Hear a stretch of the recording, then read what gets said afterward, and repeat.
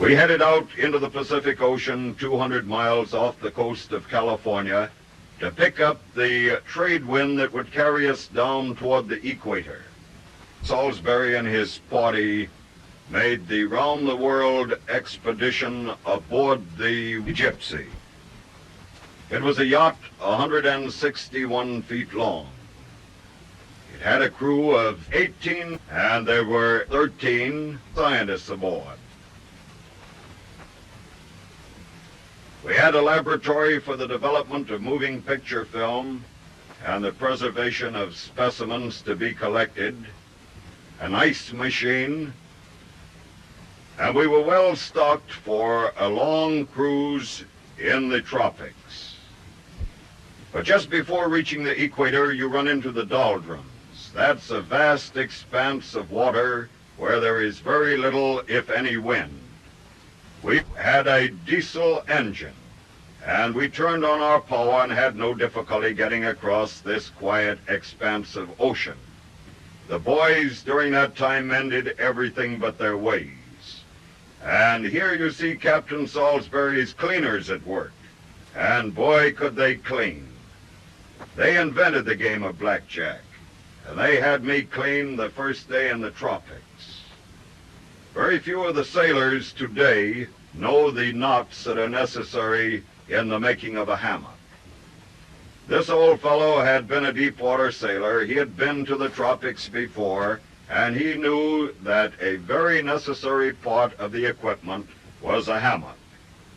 When you pick up these clouds, known as the trade clouds, on the other side of the doldrums, you know that you're just about to get the trade wind that will carry you onto the equator. And when that shot of the sun was taken, we were just 75 miles northeast of the Marquesas group. Each man wanted to be the first to sight land, so he appointed himself a lookout. The Marquesas group is to be our first destination.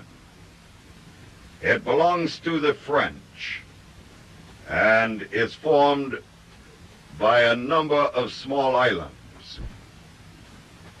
The missionaries compelled the men to wear cotton pants and shirts, and they put hideous Mother Hubbard wrappers on the women. The natives were not accustomed to this. They became very warm. Their clothing became saturated with perspiration, and they'd sit in the cool trade winds. The wind blowing through the wet cloth gave them colds, and this turned into pneumonia.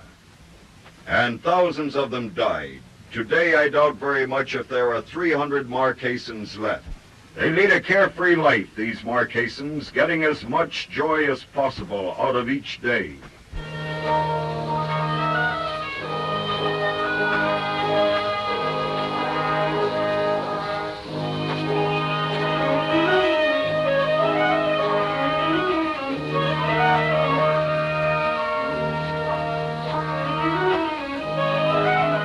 They don't need fish hooks, they use spears underwater. And a Marquesan always gets his fish. Fish are very plentiful, and the Marquesan is clever. That's a good combination. Frying pans, what use? They eat 'em raw. And I guess the fish, if given his choice, would rather be bitten by the white teeth of a Marquesan maiden than the teeth of a hungry shark. At least I would. On shore we found fruits and vegetables growing in profusion. This is the mango, a very delicious tropical fruit, if you don't object to the slight taste of turpentine.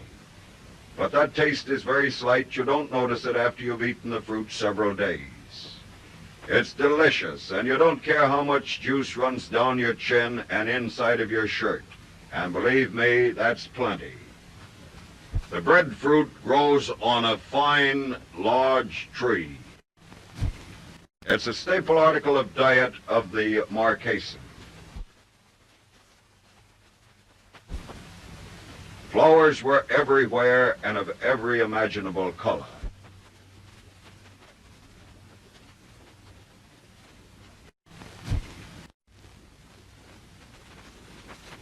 And there's another beautiful thing found in the Marquesas group. The girls. They're lovely. They're just happy grown-up children. They spend their days dancing, swimming, and singing on the beach. They wear a single garment called a periu. It's about twice as wide as a bath towel and twice as long. They take this and give it a quick flip around their bodies and tuck under the ends. There are no buttons or hooks or pins or suspenders, but I'm darned if I ever saw one of them fall off. And believe me, I watch carefully.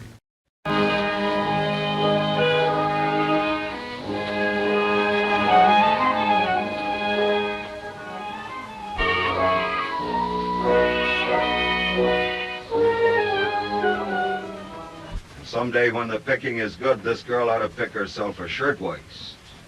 It's a lucky captain that can visit one of these islands and get away with his entire crew, because some of the boys are tempted to desert. But you can't blame the fellas. The girls are friendly. It's really a great place for a young man, or for an old man with young ideas. We had no difficulty getting these girls to dance, but it was difficult to get them to stop. Whenever they heard music and saw the camera set up, they danced. Well, they insisted on getting into the picture. We're going to let them wriggle out of it the best way they can. The natives told us that it rains every day in the year in Samoa, but it generally takes the form of hard showers at night.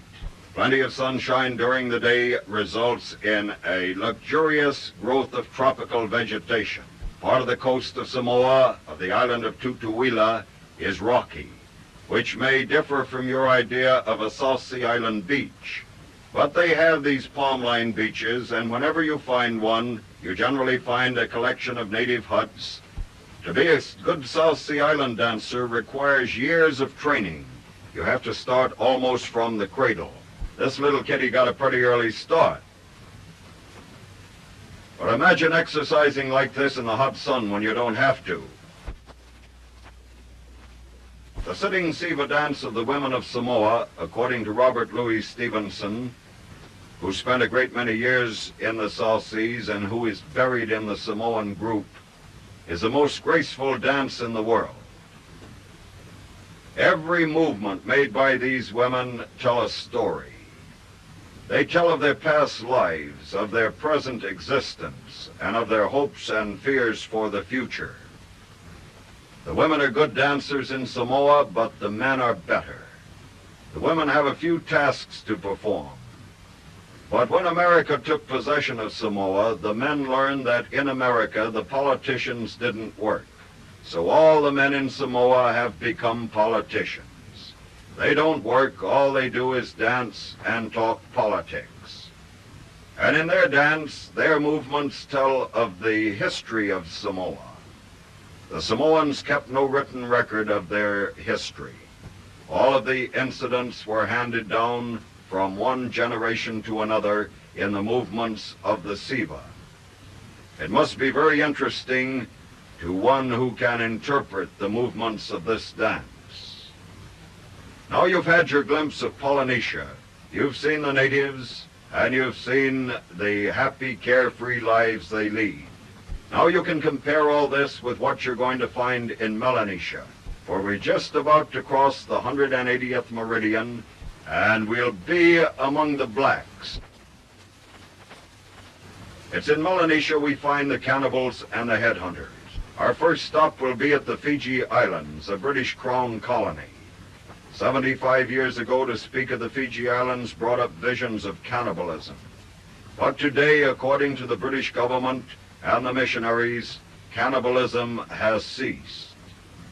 The natives are trained to police the islands of the group wherever there are whites. It may be possible that the Fiji Islander, living so close to the dividing line between Polynesia and Melanesia, has had the Melanesian blood softened by the Polynesian strain and proves more susceptible to the influences of civilization. The children are very intelligent looking, considering the fact that their grandparents were cannibals, but they had the queerest types of haircut. Each one had his or her idea of beauty in a haircut. This girl washed her hair that morning and couldn't do a thing with it. And this fellow cuts his hair with a hammer and a chisel. They just reverse our method of building a house. They build the framework of the roof and lift it, and then build the under part of the hut. Then they thatch the whole thing with palm leaves, grass, and reeds. And it may surprise you to know that a hut built in this way is waterproof. The rainfall in the Fijis is very heavy. They have a great many bananas in this group. Practically all the bananas used in Australia and New Zealand are shipped from the Fiji Islands.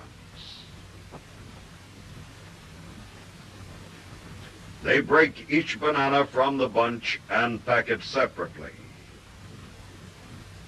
The bananas are brought down the rivers on great bamboo rafts.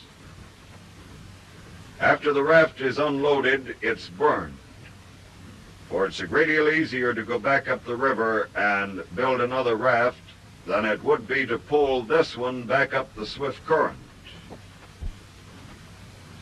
Their fish lines and nets are made of coconut fiber. That's a very valuable article in the South Seas. This old fellow is making a line of coconut fiber that he will later weave into a fish net.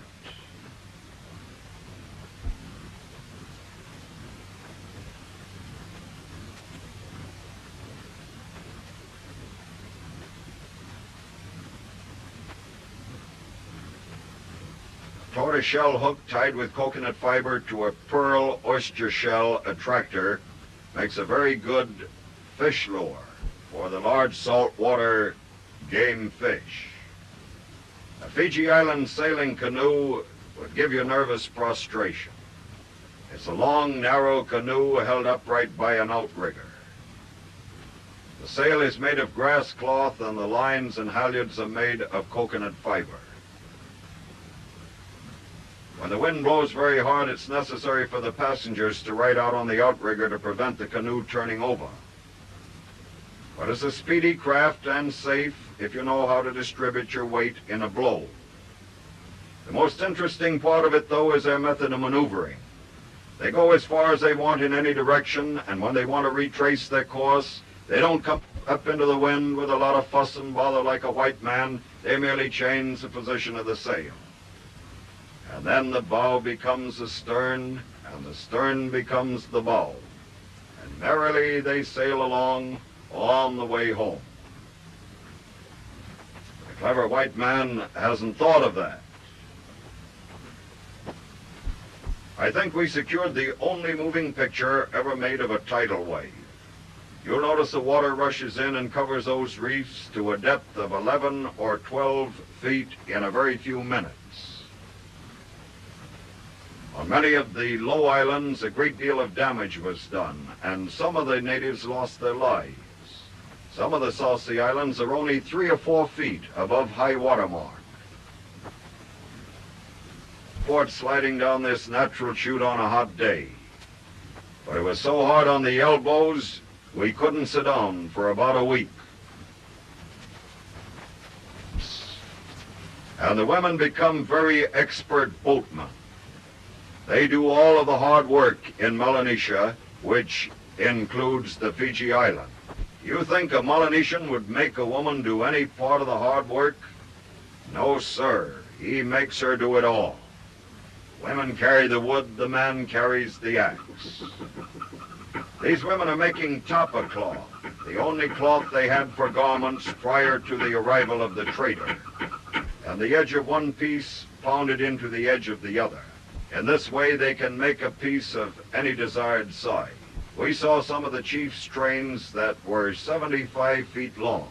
Then with vegetable dyes, they stencil on the designs using a palm leaf for a stencil.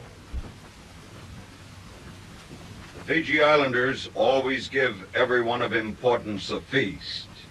They thought we were important because we came with an expedition. We wanted to see what it was all about, so we didn't dispel their illusion. They dig a hole and fill it with rocks, which they get very hot. They put leaves on top of the rocks, the food on top of the leaves, more leaves over the food, and then cover everything with dirt. Pigs, chicken, fish, turtles, everything imaginable goes into that fire hole. And the food cooked that way is very delicious if you can just forget that they haven't cleaned anything. But before you eat, you must go through the kava ceremony and like it. Kava is a peppery root that is mixed up with water with a great deal of ceremony. Now, can you imagine drinking that stuff he's washing his hands in? He said he was straining it, but I noticed his hands were a great deal cleaner when he got through than when he started. The guest drinks this vile mixture from a coconut shell bowl. And brother, if you think a coconut shell doesn't hold a lot, you try it sometime. After the guest drinks, he spins the bowl and the others applaud. It looked like a lot of hooey to us. Here's Chief Rambezi in his long tapa cloth train. The chief is followed by his warriors dressed in leaves, bark, tapa cloth, and grass. That's the national costume of the Fiji Island warrior. They have a very nice custom of giving presents. They gave us a great many presents, a great many sweet potatoes. They call them yams, and some of them reach away to 50 palms. Then the women arrive, bringing more presents, more sweet potatoes. We had enough sweet potatoes aboard the yacht when we left the Fiji Islands to stock all the markets in the state. In the sitting Siva dance of the women of the Fijis, as in the sitting Siva in Samoa, those movements tell a story. The women wear shirtwaists made of grass, leaves, and flowers. Those are made fresh every day. I think that's a very nice custom. Captain Salisbury remarked during the progress of this dance that he should like very much to have one of those tapa cloth skirts. At the conclusion of the dance, all the women filed past him, and each woman took off her skirt and presented it to him. Every woman had another skirt underneath. The women are good dancers, but remember, they do all the work. They have less time to dance than have the men. The men are all warriors. They haven't had a war for 75 years, nevertheless they're warriors, and they won't work. All they do is dance. And are they good? They've got to be good. They go through this dance of the war clubs, requiring hours, hundreds of intricate movements, absolutely without music, not even the beating of a tom-tom. We watched them for hours and didn't see one mistake or hesitation on the part of a dancer.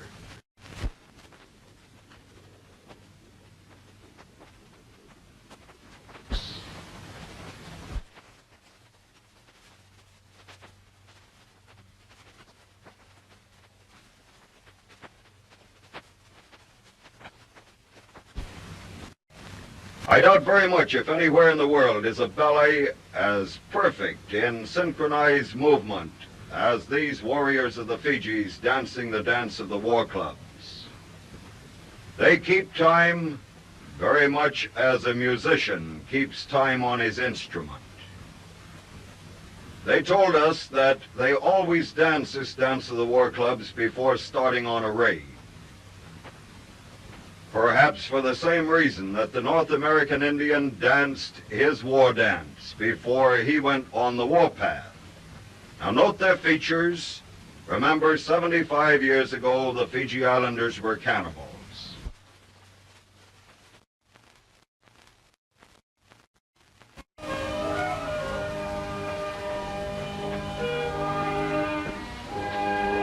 We leave the land of the Batiks and travel up this Malacca Strait in search of new adventure. We pass the Nicobar Islands on the left, and we approach the Andaman Islands in the Bay of Bengal, where we found the Pygmies, the Jarawayan Pygmies, perhaps the most primitive people on Earth. We were very fortunate in finding this collection of natives who had lost their fear of the white man and their enmity for him. These pygmies on the Andaman Islands are man-killers. The men are about 4 feet in height, the women about 3 feet 8 inches. You can get a comparison there. The man is about 5 feet 8. This is a full-grown man and woman. And when they meet, they shake hands as we do, and the visitor sits on the host's lap. And they carry on a conversation that sounds like the chattering of magpies. And they showed us their games. They play blind man's buff and leapfrog. There was a forester located on this island in the interest of the British government, and he told us that back in the jungle and even down on the beach when the wilder creatures came down to salt water that they played these games. It's really a mystery where they learned them. And they let the devil or the evil spirits out of the children by puncturing their flesh in thousands of places with a piece of sharp clamshell. Practically all of the adults' bodies were literally covered with those scars.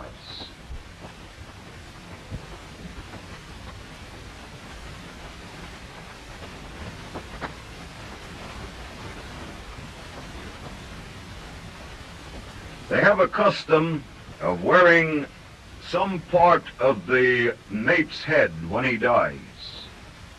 Some of the widows wore the jawbone only, but others preferred the whole skull.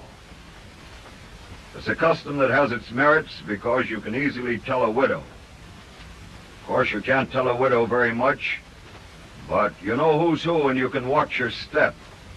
But imagine making love to a woman that wears the skull of her departed husband hanging on her breast. Reports had come out of the Andaman Islands that these pygmies had tails. That is one reason that Captain Salisbury's expedition went to the islands to secure pictures of the natives.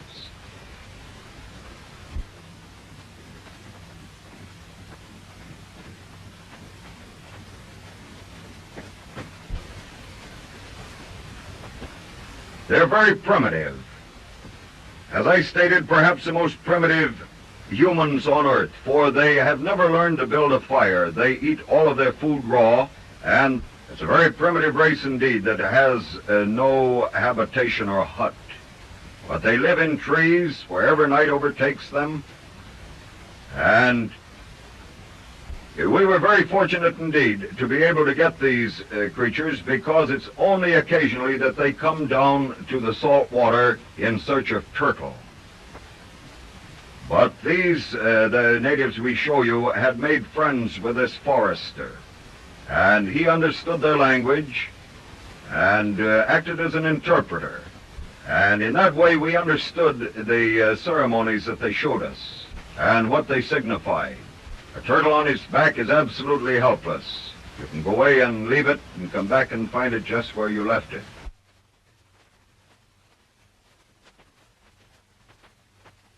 Their canoe is merely a hollowed log held upright by an outrigger.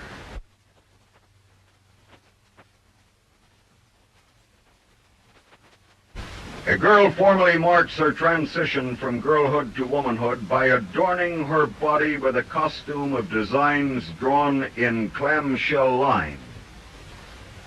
Rather dishabilled, but the girls are very proud of their makeup. The costume consists of the design on the forehead and the design on the body, a little grass behind and not much before.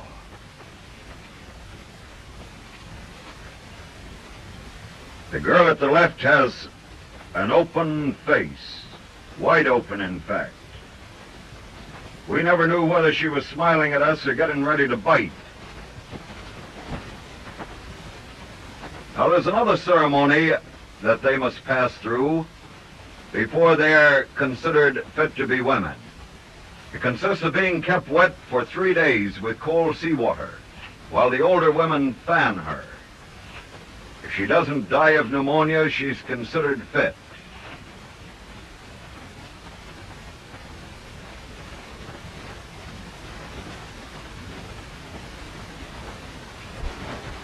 And then they showed us their wedding ceremony, where the groom sits in the bride's lap, and the members of the immediate family form in a semicircle around the couple. After a while, the friends arrive. They act more like enemies, but they're supposed to be friends. And they go into a football huddle around the couple and howl like dogs for about an hour. And then they showed us the wedding dance, the dance that makes the couple man and wife.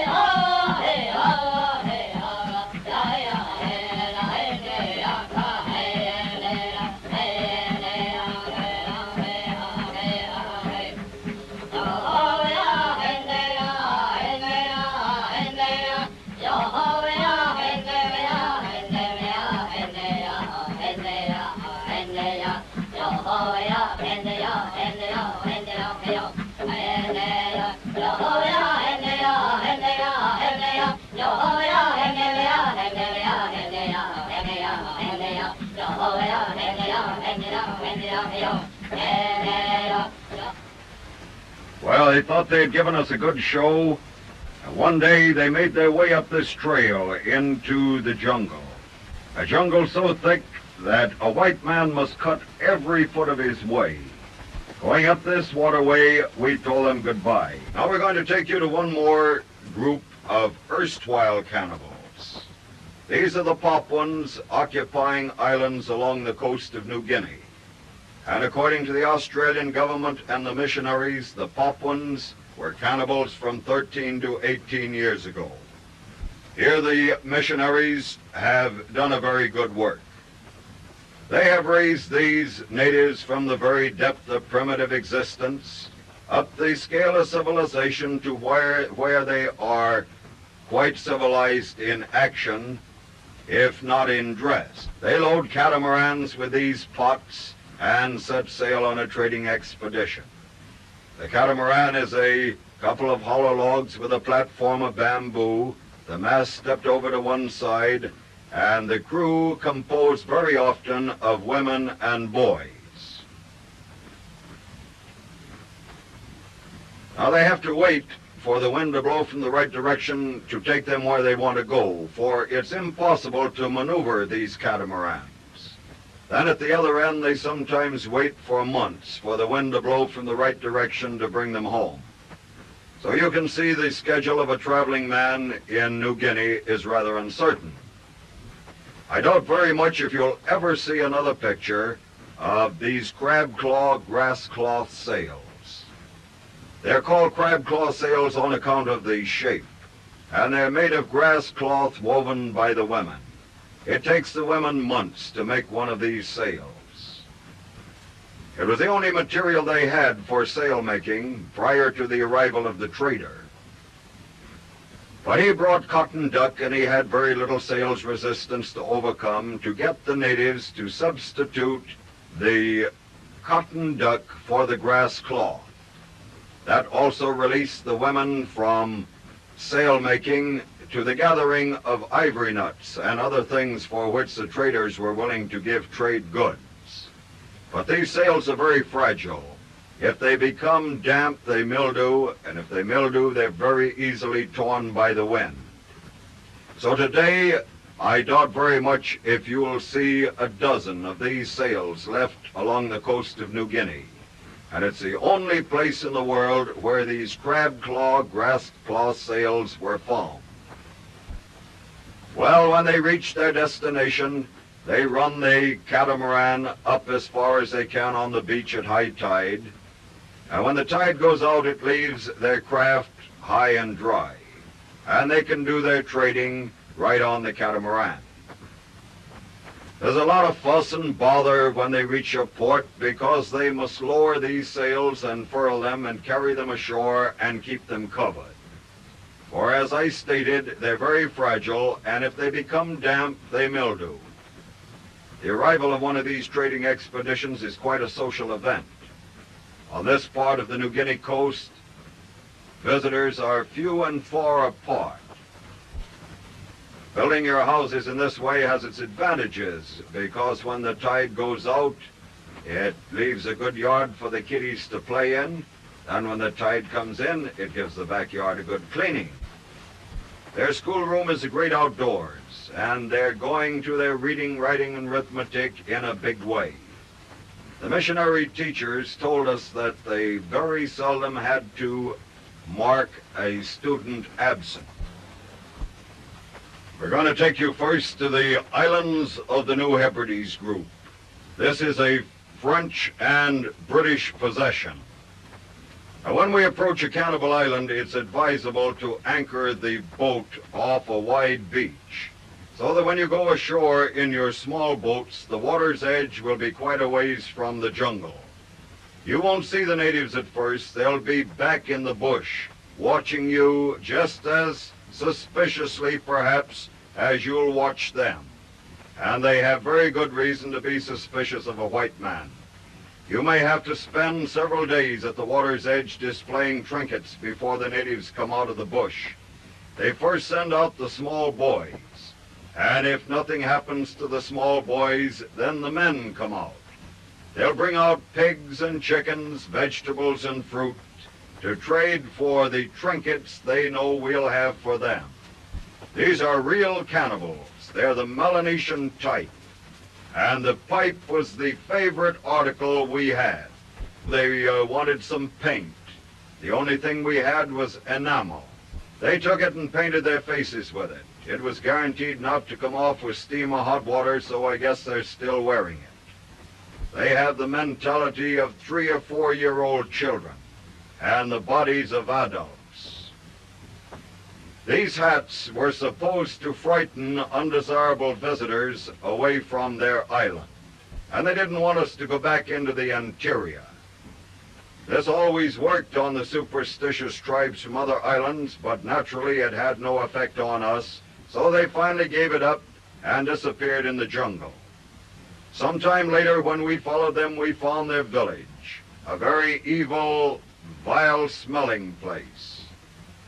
We found the men and boys living in a compound by themselves. The women live with the pigs. The man's compound is absolutely taboo to women.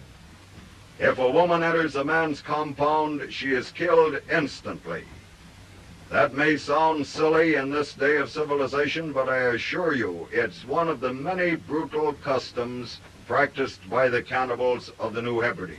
A cannibal has one virtue: he will generally tell the truth. We asked these fellows if they had eaten human flesh, and they grinned and grunted and readily admitted it. But they also admitted that they preferred the flesh of the black man to that of the white man. They claim that a white man smells bad and tastes salty. And that is very likely true because every race has its own particular body musk.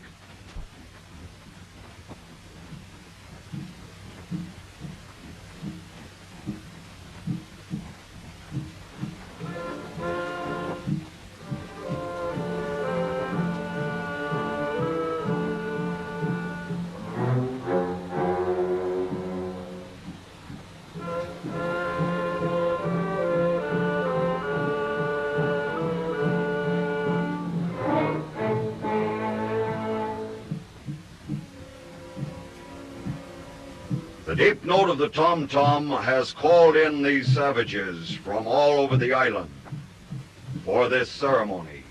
And deep in the jungle they have clearings called Sing Sing grounds, where they hold their hideous feasts. The cannibal woman is not permitted to eat human flesh, but she prepares it for cooking.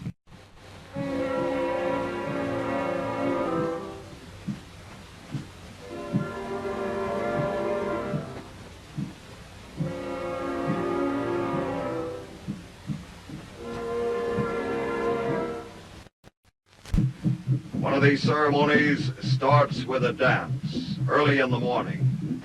It starts in an orderly manner, but as the hours go by, the men become frenzied. They tear their hair, they scream like demons, tear off their covering, if any, and they dance until they fall exhausted. They're kicked out of the way and others take their places. The whole spectacle is a very disgusting and revolting one to a white man. Then in the afternoon they bring in the pigs. They sacrifice some of the male pigs to the gods, and the men dance with the female pigs. They go through many repulsive and obscene actions which naturally the censors would not permit us to show in a moving picture theater. We show this ceremony up to the point where the censors compelled us to cut it.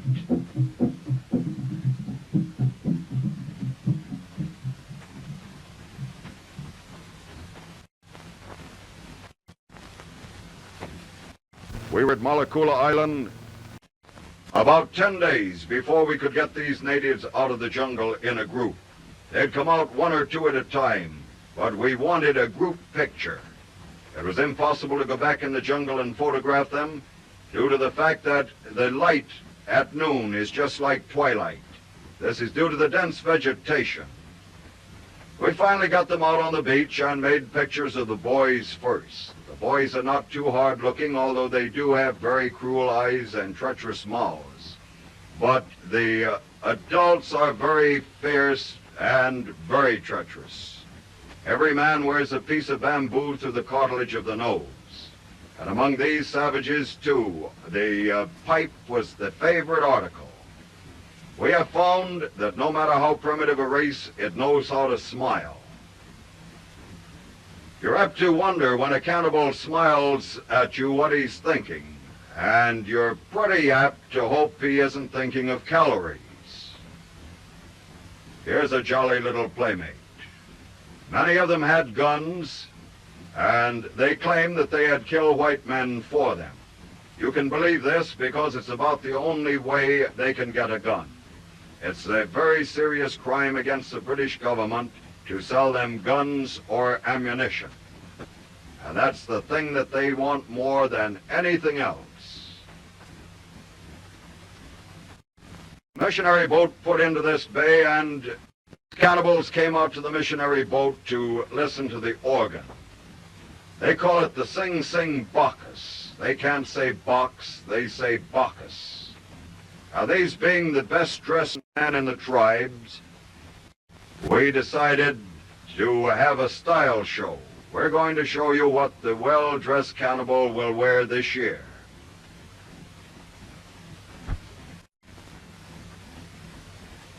Captain Salisbury had made a previous trip to this island, and he had a copy of Asia containing pictures of these men which he had taken.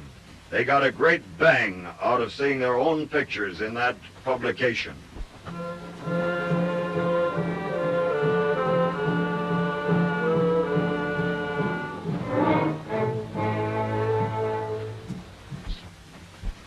The Solomon Islands belong to the British, and here we found both cannibals and headhunters.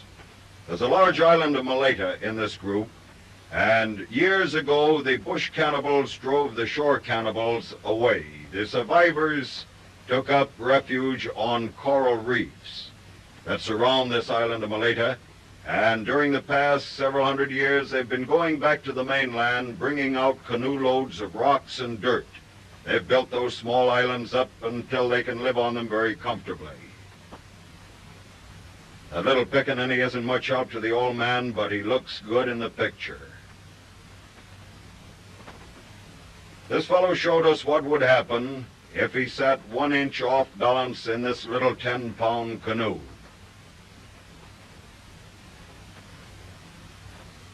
But he could climb into that canoe over the gunwale 100 times without capsizing it.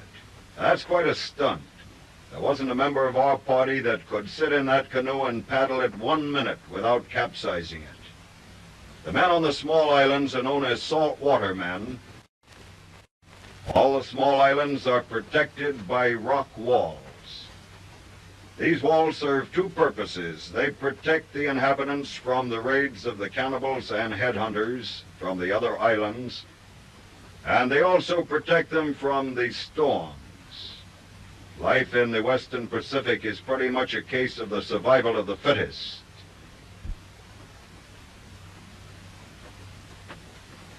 The boys are diving here for trinkets and tobacco cans, but they dive in the same manner for the clamshell, which is used in making the shell money, the medium of exchange of the Solomon Islands. This clamshell money is not a coin, it's an ornament, but it's highly valued by all the tribes.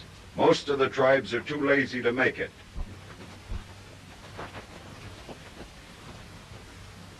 The men on these small islands never go to the mainland. They're afraid of the bush cannibals.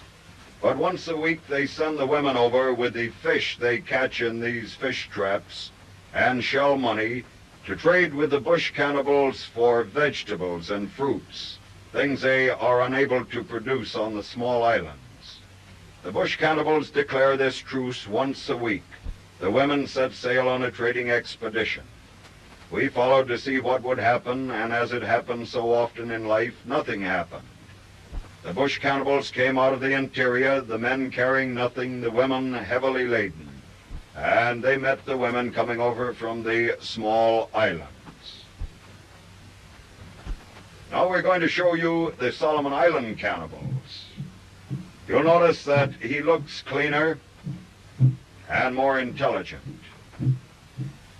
But I assure you that he's just as treacherous, just as bloodthirsty, and just as fond of human flesh as the cannibals of the New Hebrides. In fact, these men have a very evil reputation. They're known as killers.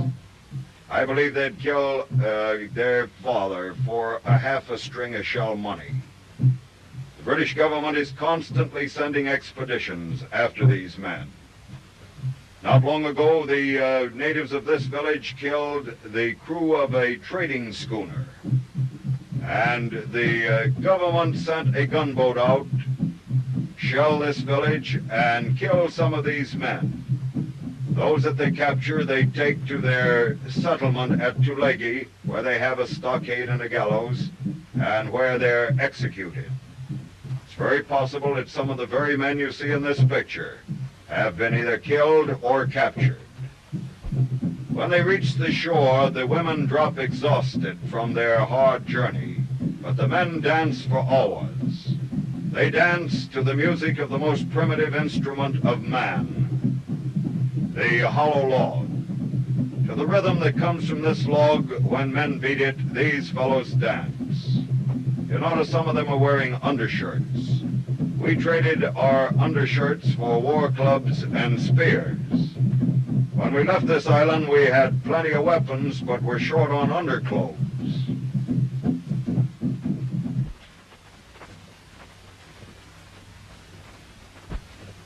Now we'll take you over and give you a glimpse of Tulagi, the headquarters of the British in the Solomons.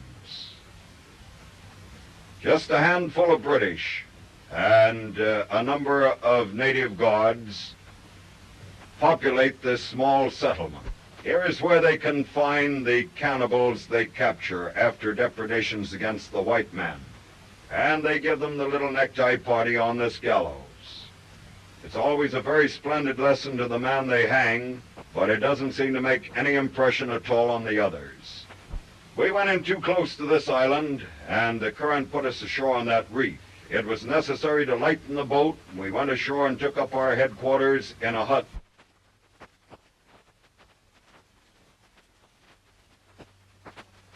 This sacred bush turkey is a very ambitious bird. Whenever she wants to lay an egg, she digs a hole 4 feet deep, deposits her egg in the hole, and then fills the hole with sand. The heat of the sand hatches the egg, and the little chick is forced to make its way up through 4 feet of sand to the surface. It emerges fully feathered and glances around, locates the jungle, and flies away almost immediately. It receives no care at all from the parent birds.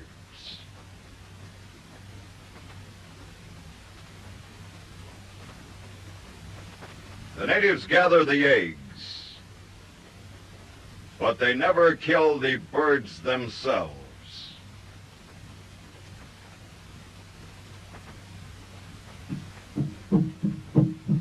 We soon ran out of presents after going ashore on this island, and the men became very surly and sullen. They got off at the jungle's edge and glared at us. When we saw these fellows coming in from other islands and other parts of this island dressed in their war paint and carrying their weapons and putting on these dances, we knew what it was all about. We had been among cannibals long enough to know that this meant that we should get that boat off the reef and get our things aboard and set sail. We got our things aboard and took some shots with a telephoto lens of these dances, and then were on our way. Our first view of the headhunters showed them shooting fish, literally shooting fish. Then the cannibal, he has a higher mentality, that of a 6 or 8-year-old child. He keeps himself in splendid physical condition. They bind their ankles loosely and are able to go up these trees like a monkey on a stick. Only a man in splendid physical condition can perform this stunt. Or they run up the trees in this fashion, with their ankles unbound.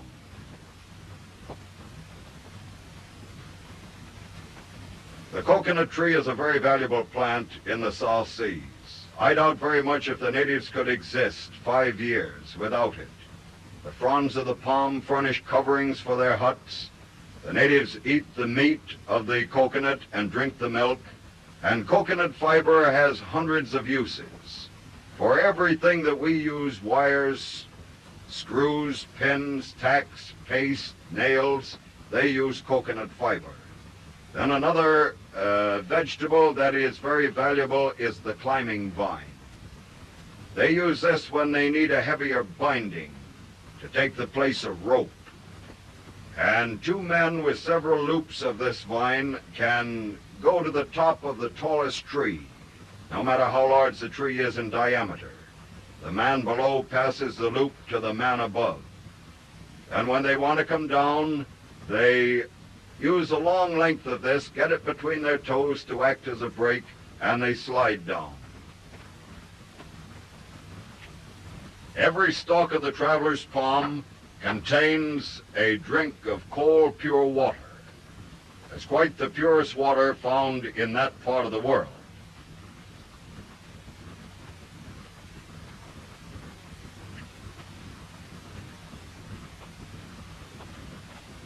They make fire, as do many primitive races, by rubbing hard and soft wood together. This friction produces a heat that in turn produces a spark which they place in the tinder, in this case coconut fiber, just another use for the coconut tree. And by blowing on this spark, they have a fire almost as quickly as we could make one with a match. But they don't have to do this very often. They keep their fires burning month after month, never let them go out. The canoes of the headhunters are not the crude hollowed logs of the cannibals, but they're constructed more scientifically. They cut the boards to a good shape and fit with crude stone implements, bore holes along the edges, and then laced the boards together using vegetable fiber. And then with a nut that grows there, they waterproof the seams. They rub it on a rock, fill in the cracks, and it acts as a waterproof cement. We saw canoes that had been in use 35 years. They were just as seaworthy as the day they were made. The chewer of the betel nut puts a piece of the nut in his mouth, some lime from his lime pot, and a piece of wild pepper leaf. And boy, he gets the kick of a mule. His heart action goes up a number of beats. They're very proud of their personal appearance. They put lime in their hair to kill the insects, and then comb them out with those bamboo combs. And when they shave, they use a pair of clamshell tweezers and pull the whiskers out by the roots.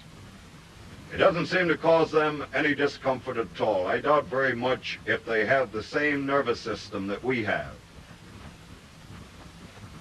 I think he missed one. When the boys are 5 or 6 years old, they're taken from the mothers and kept in the compound with the men. And they're taught how to handle their weapons and the steps of the war dances. For it is the desire of every headhunter to be a good warrior. And when 9 years old, they pierce his ear with a thorn. They keep increasing the size of this plug until the earlobes are stretched enough to hold a couple of tin cans, and he's all dressed up. You'll notice the lobe of the ear goes entirely around the can. The old men make ornaments of clamshell and tortoiseshell. This fellow has a piece of coconut fiber tied to his big toe, and he's working down a tortoiseshell ornament. And notice his earlobes. That tortoiseshell ornament goes over a clamshell backing, and that is worn on the forehead of a chief. The part of the picture showing Gow's rise to power and the great raid that followed was reenacted for Captain Salisbury by Gow and his tribes. This is a very important event in the history of the headhunter.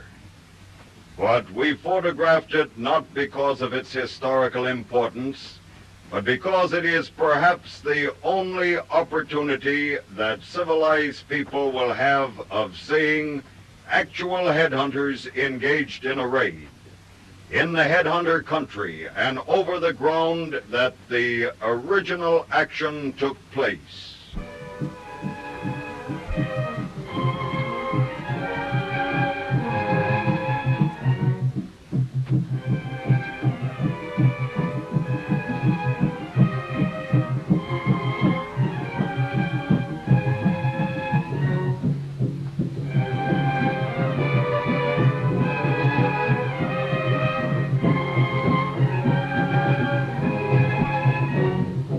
Canoes were taken from their places of concealment in the jungle, for the headhunters must keep these canoes concealed because the English destroy them whenever they're found.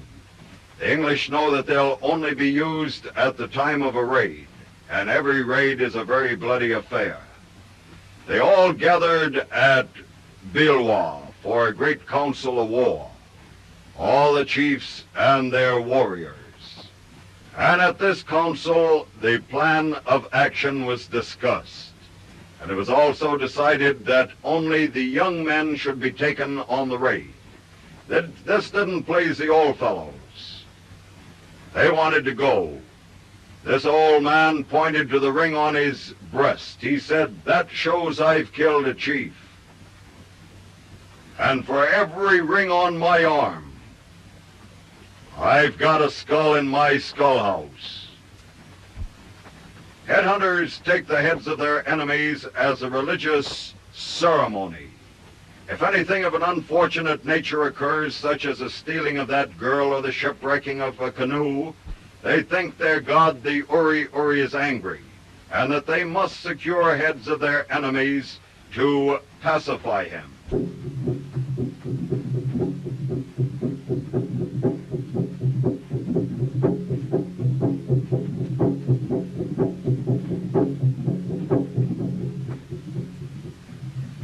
It's 150 miles to the island of Savo, where their enemies reside. These men are great paddlers. They take advantage of the shelter offered by the different islands, and whenever they come to a rough place, they paddle furiously. They can keep up this stroke for hours, and they're fatalists. They're great warriors.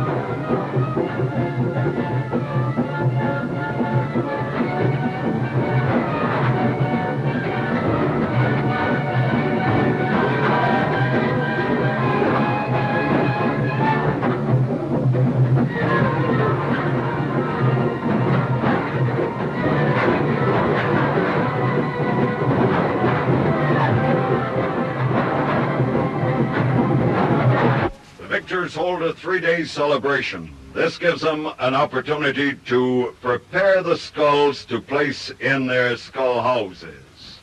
They keep only the skull. The flesh is removed. Back on Bilwa, the women are overjoyed to see so many of the warriors returning from this raid. There was great rejoicing when they found that Nebu had been rescued unharmed, and she's led ashore by a young chief. The boys are kept prisoners so that if any heads are needed in a hurry, they won't have to go on a raid. The islands of the Western Pacific cast a strange spell over a white man at any time. Particularly is this true if the white man is witnessing the return of a victorious tribe of headhunters from a raid. The queer chant and the very weird ceremony sends a strange sensation up and down a white man's spine. I can't describe that sensation. You've just got to go down there and find out for yourselves. The warriors bring the skulls ashore wrapped in leaves. And there's one more ceremony that must be performed before the skulls are placed in the shrines. This consists of placing the skulls on the beach in a large pile. And then they dance a dance around this pile of skulls that is dedicated to their Uri Uri, their god. In this dance, they tell the story of the raid, how they attacked the Savo Islanders, how they killed the men, women, and girl children, and how they brought back these skulls to present to their great god. There are a great many of these skull houses in this part of the Solomon Island group. Some of them are very pretentious, others mere lean-tos. But every headhunter takes this religion very seriously, and it would be sacrilegious for him to keep any of the victims' possessions. All the victims' shell money and ornaments are tied to the skull with coconut fiber. And they'll remain there as long as the warrior who owns the skull house lives. Gao is at peace now, at peace until another raid.